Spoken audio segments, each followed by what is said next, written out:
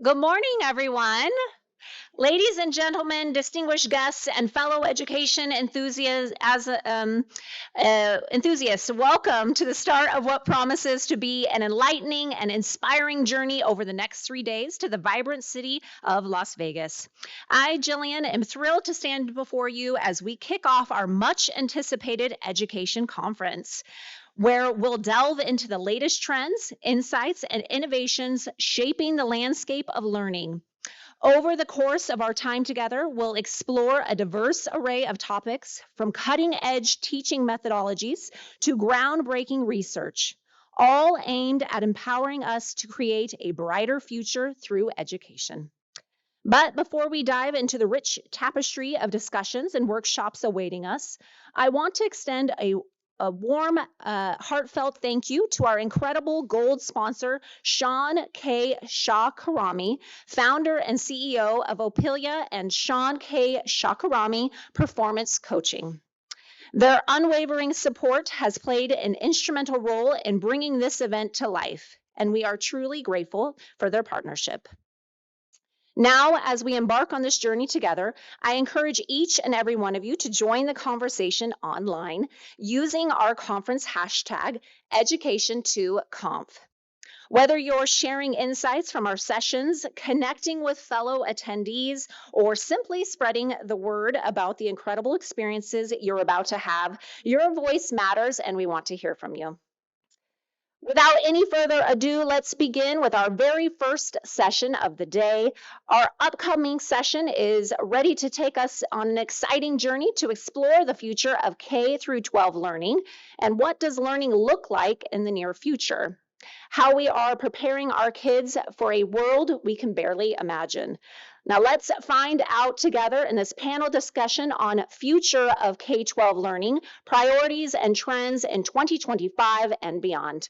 This topic promises to be as enlightening as it is essential, so buckle up for this thought-provoking start to our day. Please join me in welcoming our session's moderator, Pamela Tapley, the head of school at Pace Brantley Preparatory School, and esteemed moderators. Please welcome Pamela.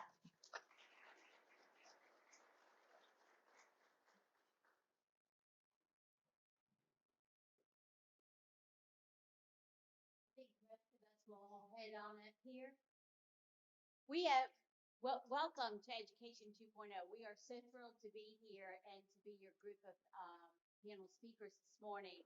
What we've decided to do is, because we have such a short amount of time, so much information to share with you, that we are going to get on.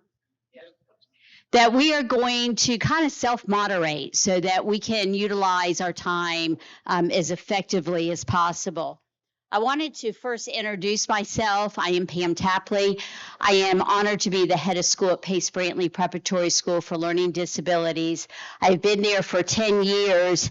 And prior to that, I spent 22 years in the public school system, both as an educator, a curriculum resource specialist, working with low-performing schools, as well as a high school principal, approximately 2,500 to 3,000 students, and an assistant superintendent of schools. I've served on ACT state board as well as college board throughout the years. And I was honored to also be a national trainer for thinking maps when they first came out in 2001. Outstanding cognitive skills for thinking. I was also published in Leading Learners by Dr. Rosemary Taylor on changing culture and climate of schools. And then one of my most recent, most exciting opportunities was traveling to the UAE as a guest of the Royal Family and Ministry of Education and spending 2 weeks over there with administrators, the Ministry of Education individuals, as well as speech language therapists.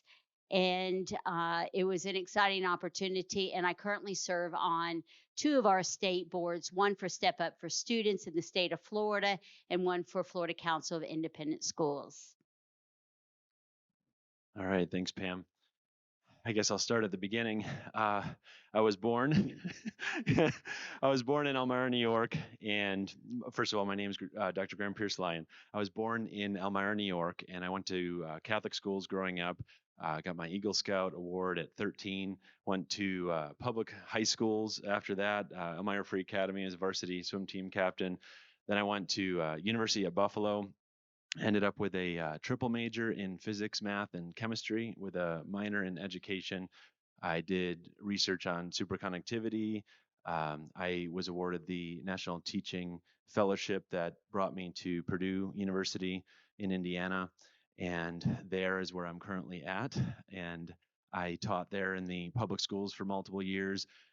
Then I went back for my PhD, and so I currently teach graduate courses at Purdue University, and I'm the founder and president of School Alive. I'm a Christian. I'm a husband to my wife Sarah here, and I'm a I'm a father.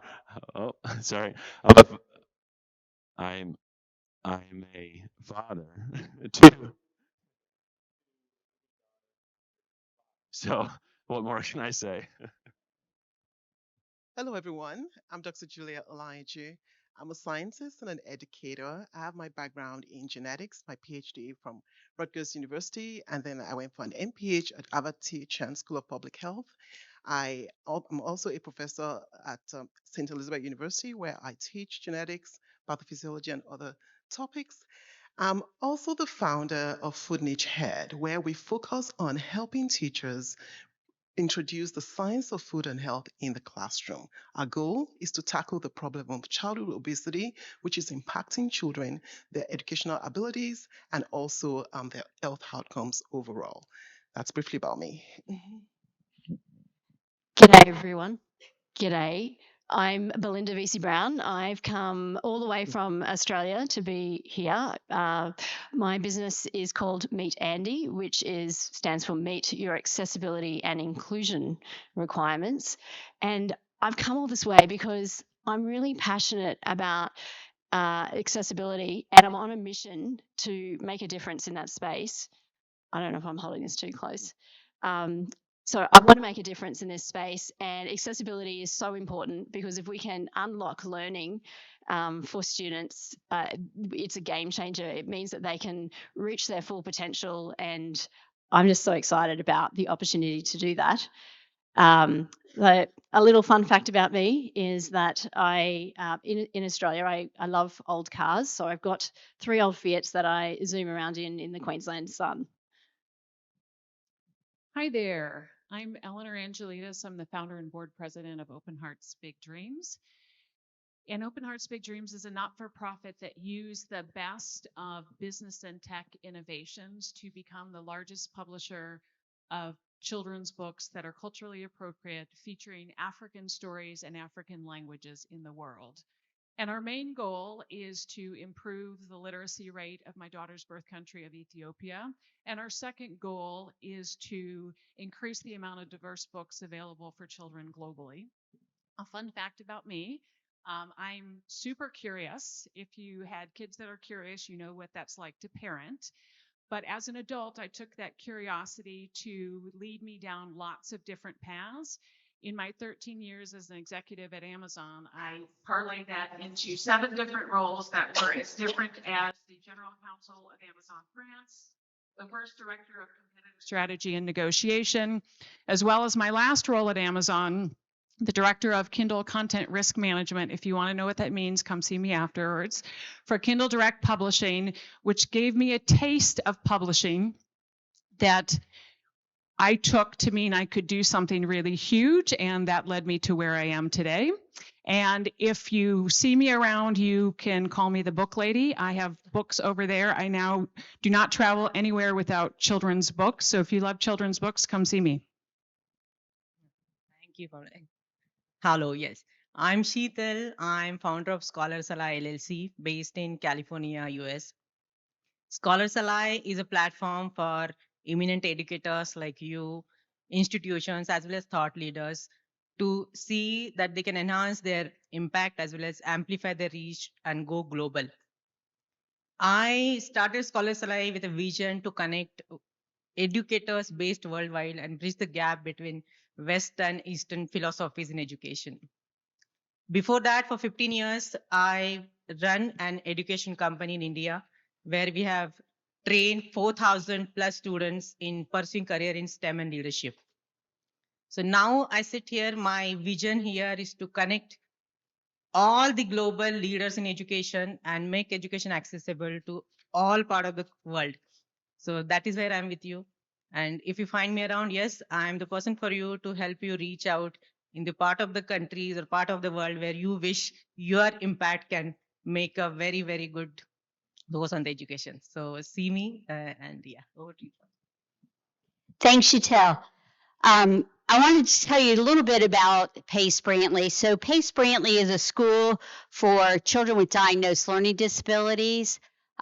We work with children primarily dyslexia, dysgraphia, dyscalculia.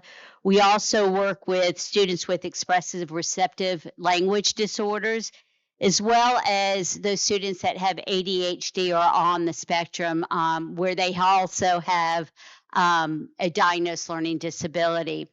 And so what we have found is, and really it's not just about students with disabilities, it's really about students.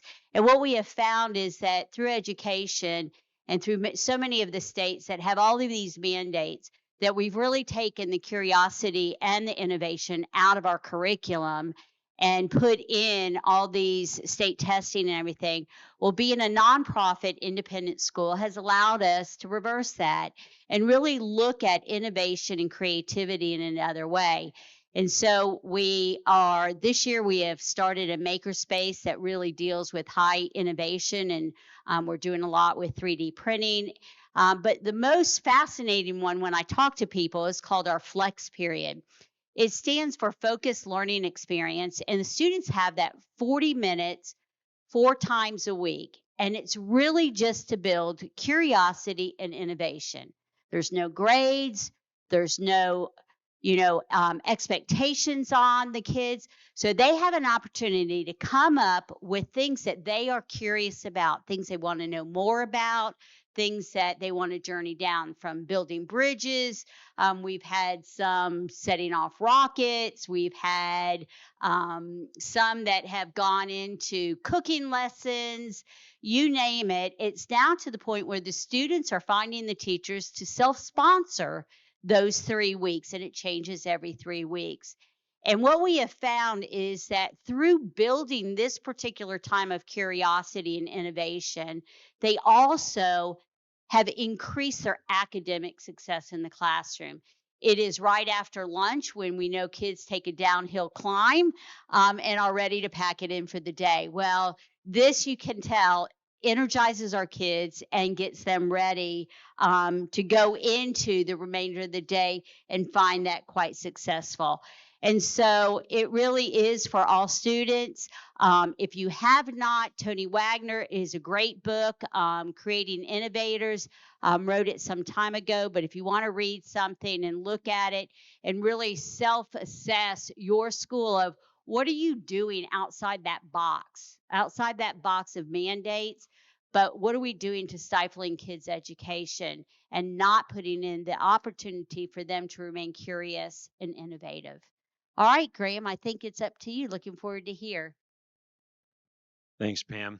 I'm really happy to hear that you are implementing the flex period, the flexible learning experiences. I think that kind of points at one of the big challenges that we have today, which is inauthentic education. We want education to be what it purports to be, and we claim that we want to unlock students' potential. We want to individualize education, but how much actual time during the day do we give to that? Are we allowing space for the kids to identify their individual gifts and passions? So when I was looking at the current kind of educational landscape, I was like, where am I going to send my own kids, first of all? And so I was like, well, why don't I just homeschool?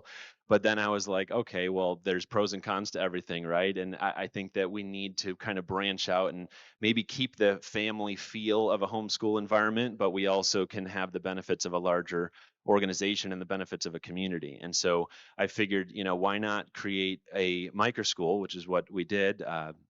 didn't even really know that that was a thing at the time, and now we're part of the National Microschooling Center, so I realized that it was a much bigger movement than I had even realized. I was just so involved in the formal education space my whole life. I didn't really understand that there was a lot of innovation, happening behind the scenes in these spaces that can be more flexible, and you can actually individualize education, and you can tailor the curriculum to the individual student. And so I think that moving forward, we definitely need to put an emphasis on that. And so our model at School Live, we went beyond STEM, the science, technology, engineering, and math, and we added art, which I'm sure everybody would support, to get to STEAM. And then some Christian schools, they'll add R for religion. And I was like, is there anything else that's missing? And right around the COVID time, I was like, well, what about healthcare? I mean, that's a big part of our lives. And that's something that I think we need to focus more on, just personal healthcare, clinical healthcare, health sciences. And so I added H to the acronym. I kind of broke it a little bit, and the only word that popped out was hamster. so the whole model is authentic hamster education. But at the center of that hamster wheel, let's say, is the passion. It's all about allowing students to identify what they're passionate about, and then exercise that passion as a normal part of their school day, so that by the end of the system, they actually know what they want to do with their life. And I think that's one of the main goals, right, of education.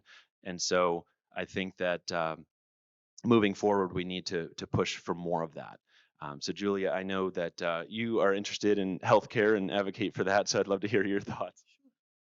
Thank you. One thing that Pam said that really stood out to me was out of the box thinking and approaching education with that mindset is very, very important. Today, a lot of times teachers think about their objectives, the learning objectives for this class, what the state standard is, and we move on.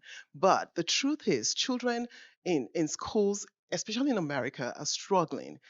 The CDC reports that 1 in 5 children in America struggle with obesity, and they're considered obese. And the challenge here is a lot of them have mental health issues stemming from how their peers view them, how their peers approach them every single day. Some of them stop coming to school because they don't want to be looked down upon or talked down upon. Now, do we just leave this as is and not do anything? I believe education has the power to help them cause positive behavioral change in the classroom, just helping them understand why their food choices matter and bringing science into the picture. And that's one of the things that's behind Food Niche Head. We think about science education as something that can help you understand the world around you. So when we teach science concepts, we provide resources for teachers to help them help students learn more about taking care of themselves and help them understand why their food choices matter. And that's the core of it. When you want to innovate in a space, we have to think about number one, what is the problem you're trying to solve? And number two, what is being done currently about this problem and how can you make it better? And number three, ask your customers, ask the teachers, ask the students, what are some of the things you need? So for us, we created a gamified platform that brings science education alive and makes it fun and engaging for students. But beyond that, we provide resources that make them think about what they're learning, emphasizing some of those concepts and helping them explain the world around them, especially when it comes to the food they eat and how it affects their health. We've heard a lot of feedback from teachers and parents alike, but one particular one stood out to me. A teacher told us that their students enjoy engaging on the platform, but even students that have low motivation for schoolwork enjoy engaging with their peers and leveraging technology in their learning experience. And that brings me to the one point. There are many challenges in our educational system, but for us to tackle this problem successfully, we need to think outside of the box and bring new approaches that are relevant to this generation that tech savvy and think very, very differently from our own generation. I know that Belinda has been talking about innovating technology to improve accessibility, and I'm really curious to learn more. Belinda. Thanks, Julia. And I do love the out of the box thinking. It's I guess that underpins a lot of what I want to talk about today, which is starts with the word disability. When we say that, when we start to put a label on, students and, as being different, as being something that we need to cater for, in a different way. And I think that if we could just remove the word dis, and if we just talked about abilities instead, that's I think a game changer. I mean, all of us at some stage in our life, and when I started thinking about this, what's my unique ability, all of us at some point in our life have or will have, something that we're not going to be able to do. I know for myself, my eyesight's starting to go, and I'm wearing contact lenses now. So that could be a permanent disability that's just happening because I'm aging. But then there's also temporary disabilities, like if you have an eye infection, for example, and you're having trouble seeing the screen. So, this is something that all of us, are going to have at some stage in our life, and something that we need to think about in how we're educating, our students. And in fact, if I was to go around the room here, I think, collectively, we could have, maybe some mobility issues, maybe someone's a little bit hard of hearing, or maybe, like me, vision is declining. But then it might be some of the unseen things, like some mental, troubles, or, someone might actually, identify with being neurodivergent. These are all abilities that have special powers that we need to think about when we're putting together the content for our students. And that's why I've come all this way, because I think that there is a solution, and I think there's something that we can do or integrate into lessons, and some of that is video. So if we think about a video format, it's visual, it's auditory, and it's kinesthetic. And it's a medium that we're starting to see in Australia is got some great results. Actually, Curtin University, and you guys might not have heard Curtin University, but they're in Perth, and they're at the forefront of some of the research that's happening globally around accessibility. And they're doing a study at the moment that's when you've got captions and audio descriptions included in the video content, if it be a recorded lecture or if it be some content that you show in a lesson plan. It means that students have the choice to either read it or hear it, and then the transcript that comes out of it. And by the way, it's those three things that you need on your video content legally. So even with the ADA here in America, or we have WCAG in Australia, it's the law to do it, but just nobody's doing it. And so we do need those three things, and I think it becomes, incredibly, it's, a great tool to be able to do that.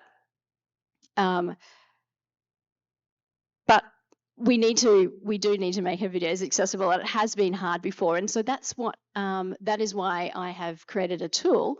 Well, since 2020, we've been creating a tool that uses AI and machine learning, and it basically takes, you can just be the video content, creator, and we can make it accessible for you very easily. So I've got a stand actually in the end hall, and we've got some demos going to show you how easy it actually is.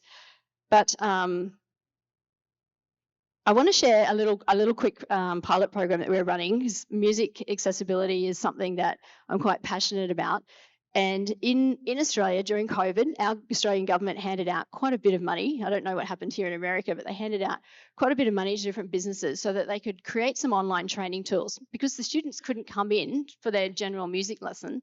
Sydney Youth Orchestra got some of that funding, and they put it together, and they did, for example, some violin lessons. So then I had a look at this content, and I'm like, well, you know what? None of this video content has those three things. There's no captions, there's no audio descriptions, and there's no transcript.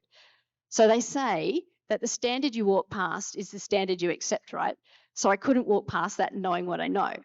So we are now got a pilot program going for a blind student. So Sydney Youth Orchestra, who generally wouldn't have accepted, or a blind student wouldn't have gone to them, now has a blind student. She's an 8-year-old. Her name's Jem. She's born blind. And she is using the remediated material that we've created from the Sydney Youth Orchestra, that we've now added all the parts to. It's not only the video content, it's the documents and the supporting tools too. And we're actually in the process of trying to create Braille music that can be teaching teachers how to teach Braille music, because what's the point of unlocking music if they still can't read it? So, it's an exciting program. We're starting to see some great results, and I think accessibility is something that should be on our radar, and it's only something that if knowledge is power, right? And so I think accessibility and what we're doing in education here in first world countries, so in America and also in Australia, is so valuable, but there's a lot that needs to happen in developing countries. And I know Eleanor has got a great story to share around that. Thank you, Belinda. I feel a little bit like the Sesame Street game. Anybody know Sesame Street? Maybe? I got one here. Which one is not like the other?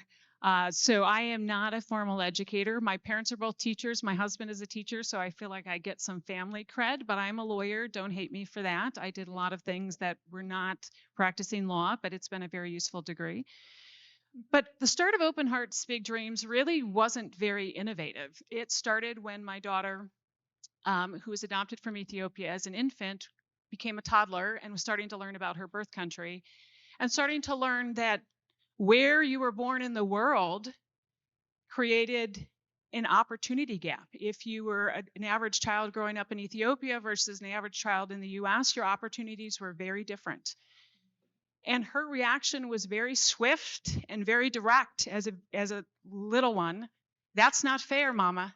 You need to fix it. So we started a traditional approach because who can't respond to that? And we knew we needed to connect her to her birth country and her birth culture. So we built a library in her birth town. We fundraised and provided strategic advice for organizations working on education in Ethiopia. And then fast forward 5 years, I'm still working at Amazon at the time. And the literacy rate in Ethiopia had stayed stubbornly low. It's a country of 120 million, and roughly half the population is not able to read or did not get the opportunity to learn to read. And it's worse for women and girls, as every problem in the world is worse for women and girls. And I asked myself, if this was an Amazon challenge that I was given, would I be able to make no progress for 5 years and still have a job? I will let you guess what the answer to that is. So then we started to do something different and really wanted to innovate. And to me, innovation is very simple. I hear that think outside the box, but for me, it's even simpler than that. Try something different. So what we learned was one of the biggest challenges for literacy in Ethiopia is the lack of children's books. So how many in this room, just raise your hand, know how to read? Everybody raises their hand in Ethiopia, that would be half the people with their hand down. How many of you learned to read with books? That sounds like a weird question, but what I learned is there are inadequate, very few children's books that are culturally appropriate in first language. What if you had to learn to read in Arabic and your first language is English? That's not going to work. So we saw an opportunity to innovate, try something different, and create the missing books. Remember, I had that one job in self-publishing, which made me think I could do this. But we also just said, who can come with us? And fast forward now 6.5 years, we've created 150 unique books. The goal was 200. We're going to hit it. It was crazy, and now it's not crazy anymore. In the top 3 languages that is spoken in Ethiopia, Ethiopia has 70 to 90, and not dialects, languages. We're up to 12, including some endangered languages, 22 languages globally, and we've distributed almost 500,000 locally printed copies all over Ethiopia, which is a huge country if you're not familiar with your African geography. But that's by the numbers, and I love impact by the numbers. My dad is a math professor, so is my husband, but I find the impact that really touches me is the stories, the heart stories. So I have so many, I can tell you, that just make me cry. But there was one that stuck with me that's sort of representative of the stories we hear. I was in Ethiopia visiting a library site, and an elderly gentleman that was one of the town officials was with us that day. We brought samples of our books. At that time, we were just printing in the US, so I was bringing copies with me. And I noticed he tucked a couple under his arm. And all day long as we were working, those books stayed there. So at the end of the day, I approached this gentleman and I said, sir, those are samples. Is it possible to have my books back? He looked me in the eye and he said, no, it is not. I am a grandfather. These books are not available for my grandchildren. I cannot give them back to you.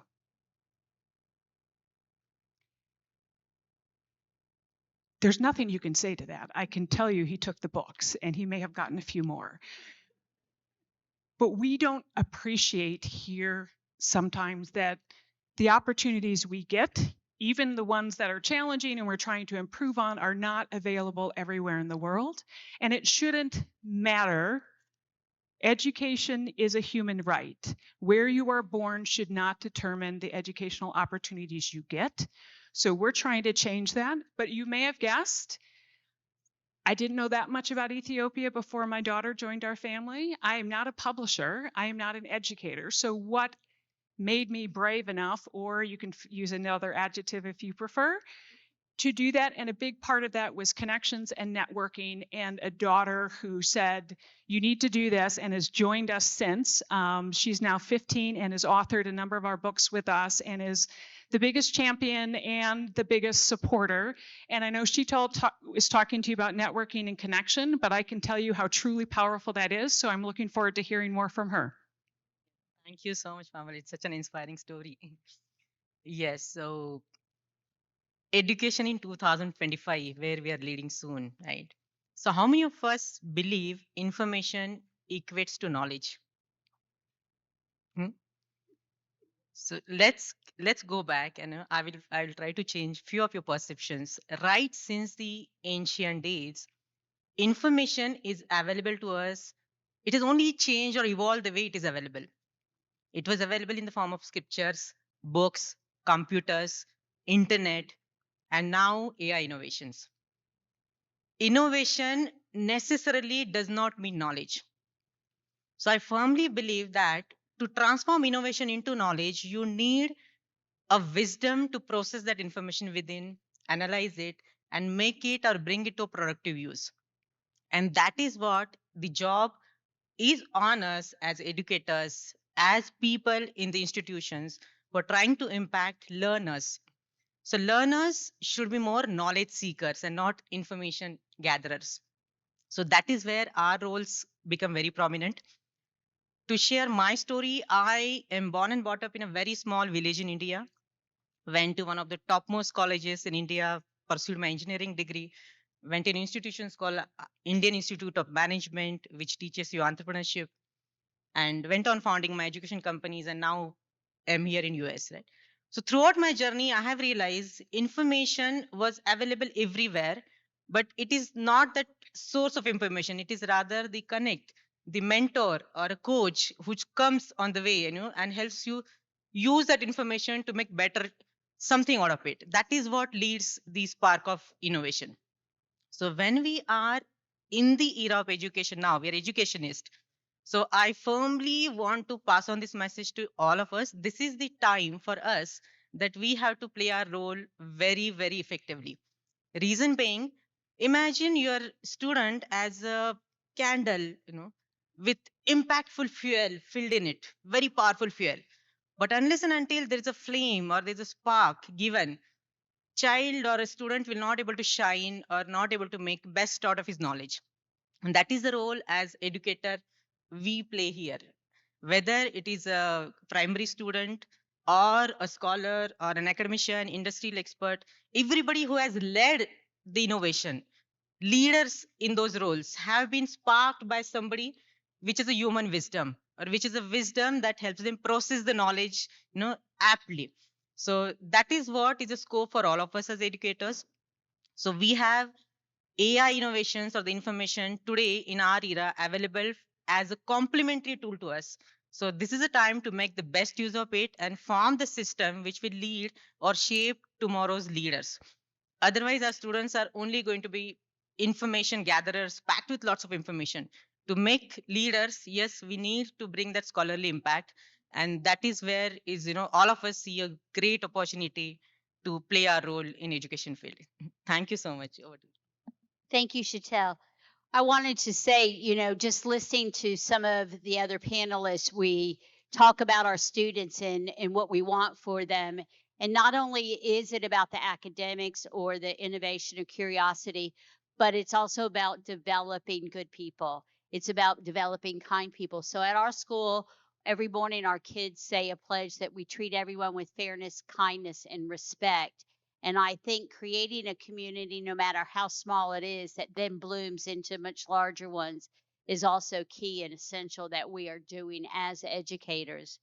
One of the articles that was in Newsweek way back in 2010, it talked about the creativity crisis. And here we are 14 years later, and we're still having that crisis. So I challenge you in this room, don't wait. Set about a plan. Say that we're going to do something that builds innovation, builds curiosity in our students. What is it going to look like? Talk with your faculty. They are enormous wealth of information. Talk with your kids. They'll give you great ideas. But go ahead and do it now, because just imagine by creating something that provides curiosity, innovation, respect, fairness among your kids, imagine what the spark of those minds are going to do and how those children will soar for the future. So I challenge you, begin that today. Thanks, Pam. So, with the title of this panel being, the future trends and whatnot, I think we've heard a lot of different trends here. I think that one of the most important trends I would say would be to individualize the education to the child, right? And not just to say it, but to actually do it and to provide the time that's necessary to come along that child and support their unique talents and gifts, and not just deliver a prescribed curriculum, but actually tailor the curriculum to the student.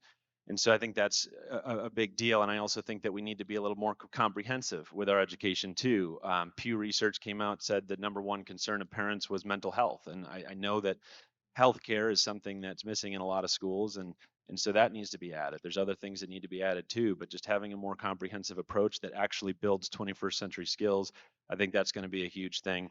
And I think that another trend should be looking at the very purpose of education itself. I think we need to get back to the basics of understanding that this is a endeavor to prepare the next generation, and we want to make sure that we don't lose the brilliant minds of all of these children.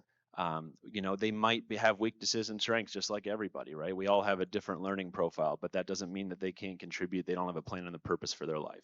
So I think that is really, really important. So at School Live, we're very clear with our success criteria. It's not really about standardized tests. It's not about getting students to the next grade. It's not about getting them to college. It's about preparing them for life and eternity.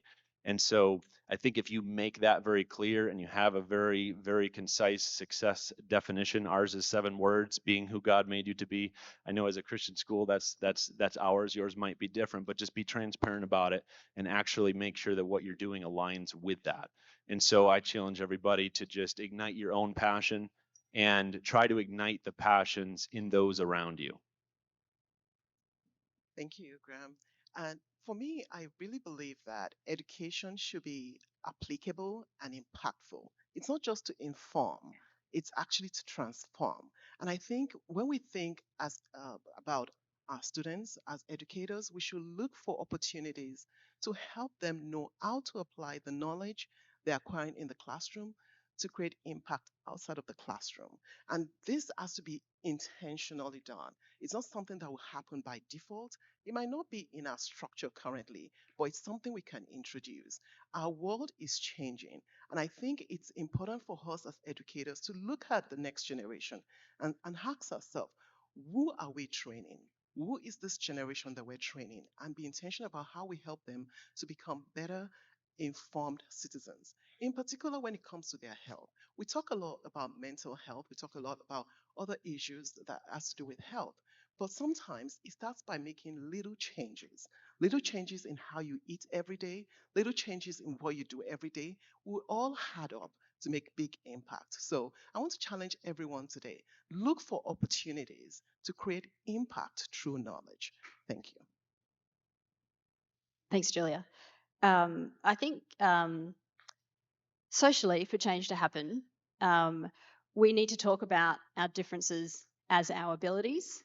And I think if we're in education and we have that role, it's our role to open that up and to lead by example, but to listen to what our students need and then use the technology as that enabler as the way that we can then tap into the different needs of the students that we're teaching, instead of them having to adapt to the lessons, which is what they've had to do in the past.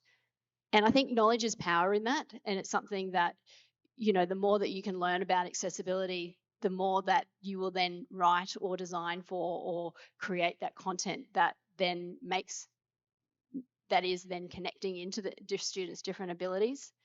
And I think that this is a big problem that we all need to work together on, because it's only when we work together can we really make a difference.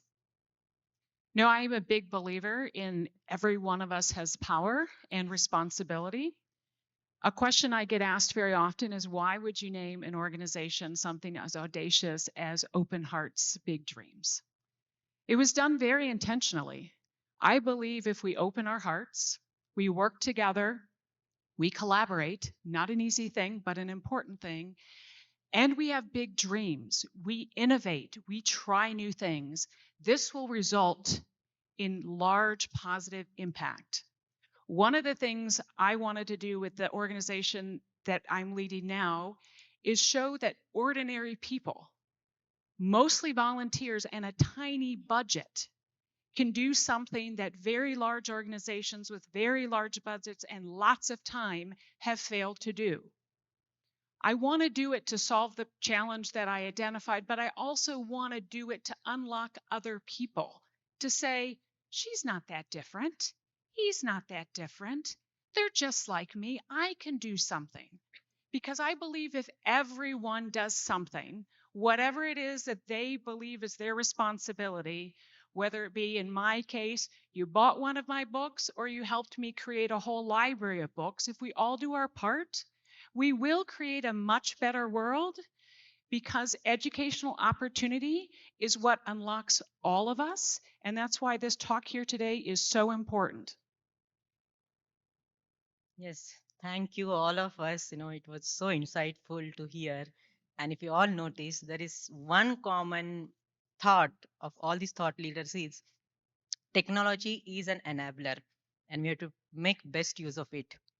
So, to conclude this from my end, I would like to leave this message that yes, look at information as information, and that's not a knowledge. And our job as an educator is to help that information get transformed into a knowledge. So, apply the wisdom and see to that how our students or the learning community that we are trying to impact on really gets into leadership roles if they have that message. And that comes only with the wisdom associated with it. So, impart your wisdom to them.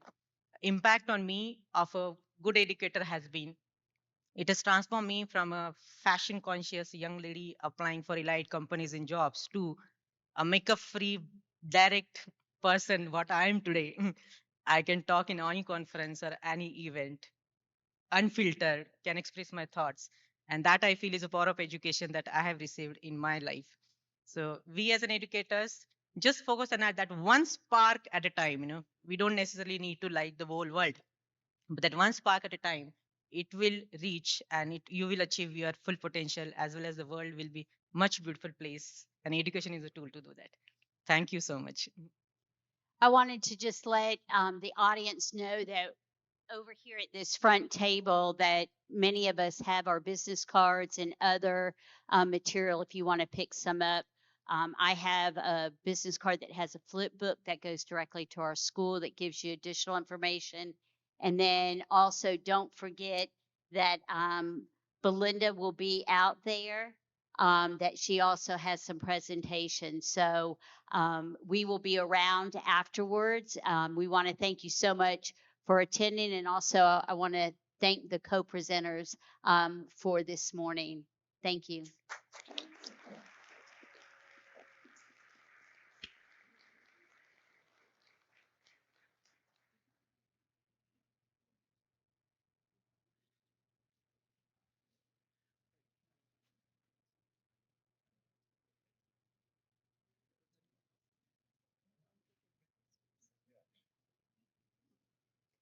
Thank you so much for that insightful session.